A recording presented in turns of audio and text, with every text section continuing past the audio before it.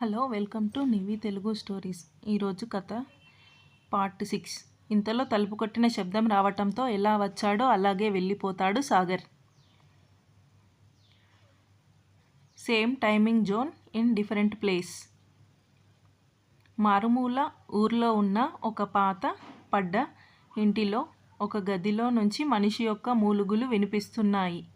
Sir, నన్ను కొట్టకండి sir, నాకు ఏమీ తెలియదు, నన్ను వదిలేయండి అని అరుస్తూ పారిపోవడానికి చూస్తున్న వ్యక్తి ముందు 6 అడుగులు ఉన్న ఆజానుబాహుడు తెల్లతోలు పిల్లాడు చిరుతపులి లాంటి కళ్ళు క్రోధంతో నిండి కనిపిస్తున్నాయి.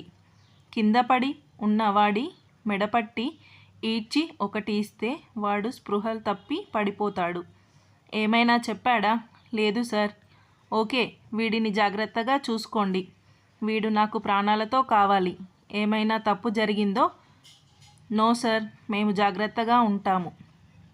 ఇంతలో తన ఫోన్కి ఏదో నోటిఫికేషన్ రావటంతో ఓకే అని తన గదిలోకి వెళ్ళి ల్యాప్టాప్ ఓపెన్ చేసి మొబైల్లో ఉన్న వీడియో చూసి ల్యాప్టాప్కి కనెక్ట్ చేస్తాడు. అది చూసిన అతడిలో కోపం. తను చూస్తున్న వీడియో సాగర్ ఇంకా నీలిమాది. ఆ వీడియో చూస్తున్న అతనిలో ఒక రాక్షసుడు నిద్రలేచాడు. వీడియో అయిపోవడంతో మొబైల్ ఆఫ్ చేసి తన తదుపరి ప్లాన్ అమలు చేసే పనిలో పడతాడు ఆకాష్. Back to Neelima. ఎవరు వచ్చారో తెలియక చెమటలతో తడిసి ముద్ద అవుతూనే తలుపు తీసింది. ఎదురుగా ఆకాష్. అతడిని చూసి కంగారు ఇంకా ఎక్కువ అయింది. ఏంటి, ఏమైంది, అంత కంగారుగా ఉన్నావు అని అడుగుతాడు ఆకాష్. ఏమీ లేదండి అని చెప్పిన నీలిమ మాటలు ఆకాష్ నమ్మకపోగా కింద నుంచి పైకి చూస్తూ ఉన్నాడు. నీలిమ మాత్రం వెనక్కి తిరిగి చూస్తూనే ఉంది. ఏయ్ అనేసరికి ఉలిక్కిపడి చూస్తుంది. ఏంటండి, లోపలికి రానిస్తావా లేదా ఇలాగే ఉండమంటావా అంటాడు ఆకాష్. అయ్యో సారీ అండి, రండి అంటుంది నీలిమ. తనని చూస్తూనే లోపలికి వెళ్తాడు ఆకాష్. కానీ నీలిమ అనుమానం ఇంకా పోలేదు. వెంటనే బాల్కనీలోకి వెళ్ళి చూసింది. తను అనుకున్నట్లే సాగర్ అప్పుడే అక్కడి నుండి వెళ్ళిపోతున్నాడు. కానీ తన పక్కనే ఎవరో ముసుగులో ఉన్న వ్యక్తి ఉన్నారు. అది ఎవరై ఉంటారు అనేది చూస్తూ ఉంటే ఎక్కువగా తొంగి చూడకు, పడితే చిన్న మెదడు కూడా చితికిపోతుంది అనే వాయిస్కి స్పీడ్గా తిరగటం వల్ల తన పొడవాటి జడ ఆకాష్ మెడలో మెలికలు తిరిగి ఇద్దరికీ కలిపి పడుతుంది. అది చూసిన నీలిమ కంగారుగా ఉంటే మన బాబుకి మాత్రం నీలిమని చూసి పిచ్ పీక్స్కి వెళ్ళిపోయింది. ఎందుకంటే పాపగారు కంగారులో చీర సంగతి మర్చిపోయారు. నడుము దగ్గర చీర జారిపోయింది. అది చూసిన ఆకాష్ పిడికిలి బిగుసుకుంది. వెంటనే క్షణమైనా ఆలస్యం చేయకుండా మెడ మీద పెద్ద ఘాటు పెట్టాడు. పాప నొప్పికి బిగుసుకుపోతే ఇష్టం వచ్చినంతసేపు తన ముద్దులతో ఘాట్లతో నీలిమను ఉక్కిరిబిక్కిరి చేశాడు. ఇంకోసారి ఇలా కనిపిస్తే అంటూ చూపుడు వేలు నడుము మీద పెట్టి చంపేస్తా. కాదు, ఇప్పుడు చేసిన దాని మీద చేయాల్సి వస్తుంది, జాగ్రత్త అని చెప్పి ఒక్కసారిగా నడుము పట్టి కౌగిలించుకొని చెవిలో గుసగుసగా ఏ మాటకి ఆ మాటే. మంచి ఫిగర్వే నువ్వు. ఆకాష్ చెప్పిన మాటకి ఈయనేనా ఇలా మాట్లాడుతుంది అని మైండ్ వాయిస్కి నేను కాక ఇంకెవరైనా ఈ రూమ్లో అన్న మాటకి కంగారు వచ్చేసి లేరు అండి, ఎవరూ లేరు అంటుంది నీలిమ. ఇంకా ఏదో చెప్పేలోపు తలుపు కొట్టిన సౌండ్కి అటు చూడగా చిన్న అంటూ రాజీగారు రావటంతో రామ్మ అంటూ రాజీగారిని చూసి ఇద్దరు వేరు అయితే, రేపటి వరకు ఆగు చిన్న, ఇప్పుడు నిన్ను ఎవరు ఆపరు అంటారు ఆవిడ. తల్లి మాటలకి 2 కళ్ళు ముడేసి ఎందుకు అన్నట్లు చూడగా కొడుకు ప్రశ్న అర్థమైనట్లు రేపు వ్రతం అయ్యాక మీకు కార్యం ఏర్పాట్లు చేస్తాము అని చెప్తారు. అది విన్నాక ఆలోచిస్తూ ఉంటే నీలిమ మాత్రం తన భావాలు ఏమీ కనబడకుండా నార్మల్గా చూస్తూ ఉంటుంది. ఆకాష్ నీలిమని గమనిస్తాడు. రాజీగారు ఫేస్లో ఏ ఎక్స్ప్రెషన్ లేకుండా ఉండటం చూసి నిట్టూర్పు విడిచి చిన్న, ఆ విషయం చెప్పడానికే వచ్చాను, భోజనానికి రండి అని వెళ్ళిపోతారు. ఇద్దరు ఎవరి ఆలోచనలో వాళ్ళు గడిపేస్తే భోజనం తిని నీలిమ గదికి వెళ్తే ఆకాష్ బాల్కనీలోకి వెళ్ళి కౌచ్లో కూర్చొని ఎవరి గురించో ఆలోచిస్తూ ఉంటాడు. ఇంకా టైం లేదు, నేను అనుకున్నది జరిగే వరకు ఇలాంటివి నాకు లైఫ్లో ఉండకూడదు అనుకుంటూ ఎంతసేపు ఉన్నాడో తనకే తెలియదు.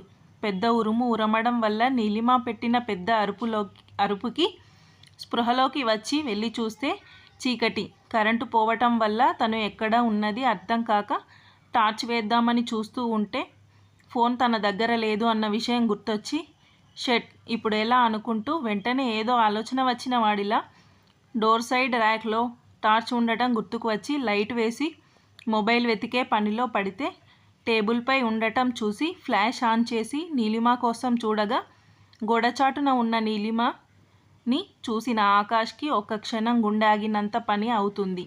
క్షణం కూడా ఆలస్యం చేయకుండా వెంటనే నీలిమ దగ్గరికి వెళ్తాడు. నీలిమని దగ్గరకు తీసుకోవాలని చూస్తూ ఉంటే భయంతో వెనక్కి జరుగుతూ ఉంటుంది.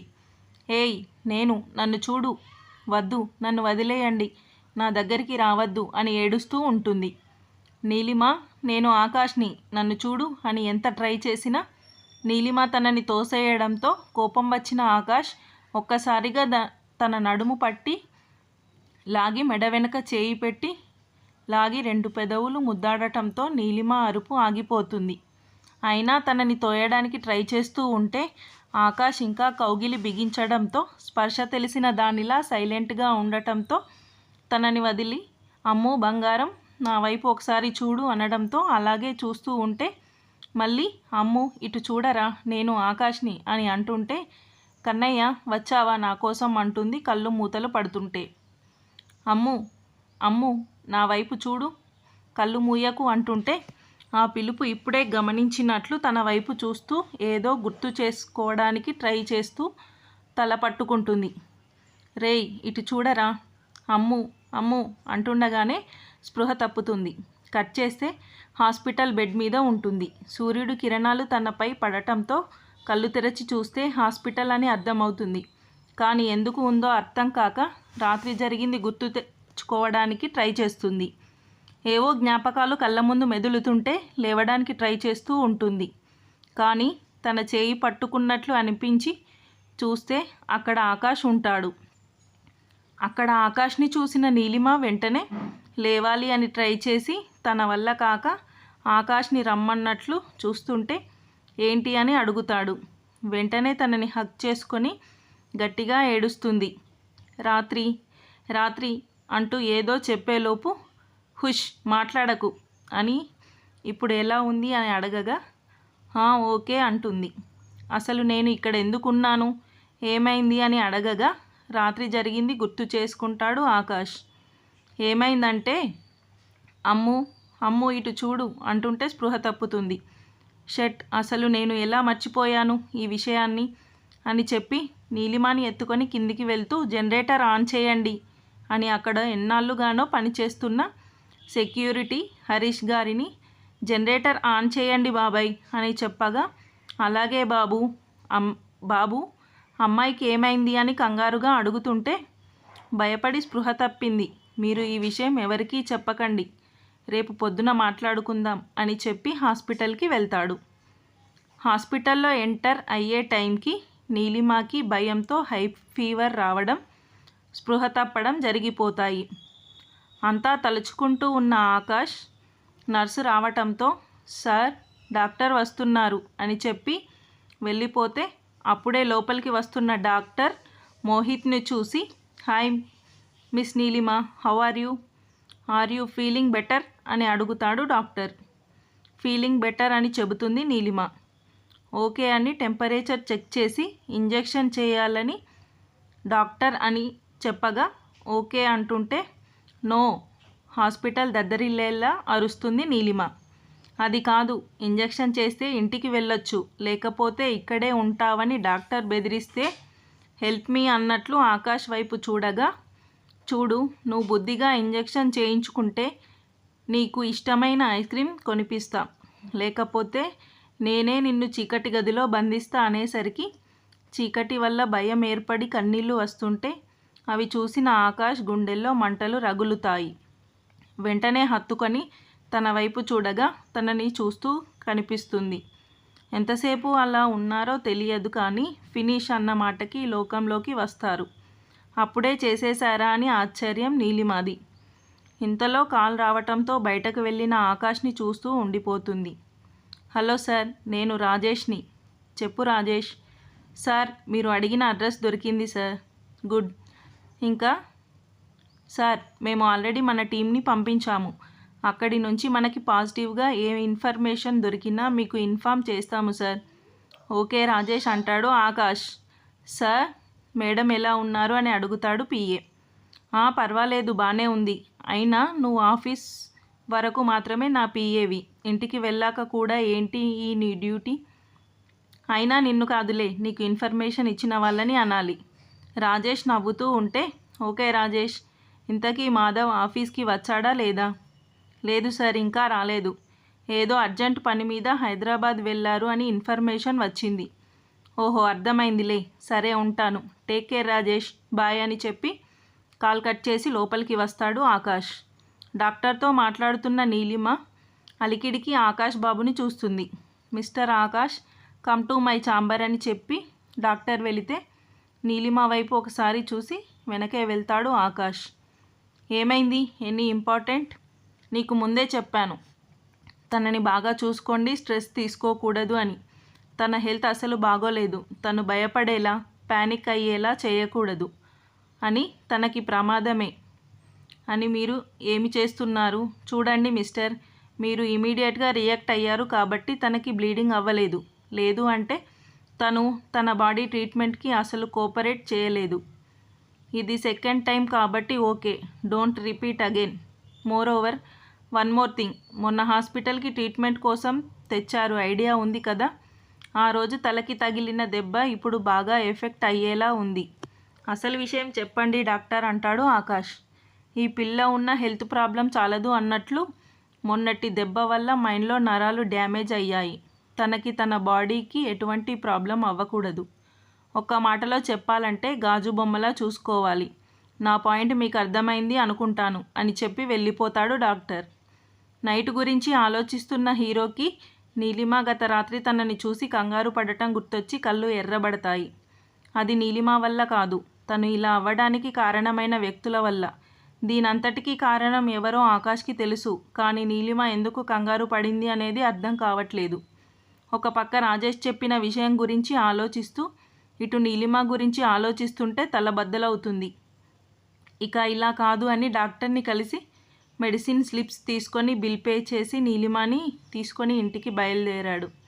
కారులో ఉన్న ఇద్దరి మధ్య మౌనం రాజ్యమేలితే ఈలోపు కారాగిన వేగానికి నీలిమ ముందుకు పడుతుంటే తన చేయి అడ్డుపెట్టి ఆపేస్తాడు ఆకాష్. వెంటనే చూపు డ్రైవర్ వైపు మళ్ళితే, సారీ సార్, చూసుకోలేదు అని కంగారు పడుతుంటే పర్వాలేదు, డోంట్ రిపీట్, కేర్ఫుల్ అని చెప్పి దిగుతారు. గుమ్మంలో అడుగు పెట్టడంతోనే ఇంట్లో వాళ్ళు చుట్టుముట్టడంతో విషయం తెలిసింది అని తెలిసి చూస్తూ ఉండిపోతాడు. చిన్న, ఏంటిది? ఇంత జరిగితే మాకు ఒక్క మాట కూడా చెప్పకుండా ఇలా ఎలా చేయగలిగావు? చెబితే మేము వచ్చేవాళ్ళం కదా. లేదమ్మా, నైట్ టైం కదా, మిమ్మల్ని ఎందుకు ఇబ్బంది పెట్టడం అని చెప్పలేదు. ఇంకా ఈ విషయం వదిలే. అది సరే, ఇంతకీ ఏం చెప్పారు? ప్రమాదం ఏమీ లేదు కదా? అసలు ఏం జరిగింది అని అడిగితే విషయం మొత్తం ఆకాష్ చెప్పడంతో, పోనీలే, మంచిదైంది, అంతా దేవుడి దయ. ఎందుకైనా మంచిది, రేపు గుడికి వెళ్ళి వస్తే మంచిది. పొద్దున దీపం చేయి జారటం, అమ్మాయికి ఇలా అవ్వటం నాకు కంగారుగా ఉంది. రేపే గుడికి వెళ్ళి స్వామీజీని కలవాలి. కింద రాజేశ్వరి గారు చెప్పిన విషయం గురించి ఆలోచిస్తూ ఉంటుంది నీలిమ. ఆకాష్ మాత్రం నీలిమని గమనిస్తున్నాడు. మళ్ళీ ఏం తిరుగుతుంది దీని బుర్రలో అని. అలాగే తన ఫోన్ బయటకి తీసి ఎవరో వ్యక్తి ఫోటో తీసి చూస్తూ నీలిమని చూస్తున్నాడు. అతి తొందరలోనే నిన్ను పట్టుకుంటాను. అజ్ఞాతంలో ఉన్న నిన్ను బయటకి తీసుకొని వస్తాను. అప్పటి వరకు ఈ దాగుడు మూతలు తప్పవు. నన్ను తప్పించుకొని వెళ్ళటం అంత సులువు కాదు. వస్తాను, అతి తొందరలోనే నీ ముందుకు వస్తాను. నీతో పాటు నా కోసం ఎదురు చూస్తూ ఉన్న నా ప్రియసఖిని, నా ప్రేయసి, నా కుట్టిని కూడా పట్టుకుంటాను.